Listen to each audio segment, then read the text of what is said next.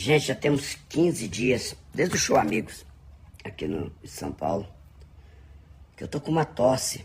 Eu não tô gripado, nem resfriado, enfim, nada. É só uma tosse seca. O tempo todo, assim. E não passa. Eu fiz exame, já fui, fiz até, como é que fala, esse negócio computadorizado que eles falam, tomografia não, um negócio aqui. Tô indo agora no médico de novo pra ver se me passa um remédio, pra ver se dá uma melhorada.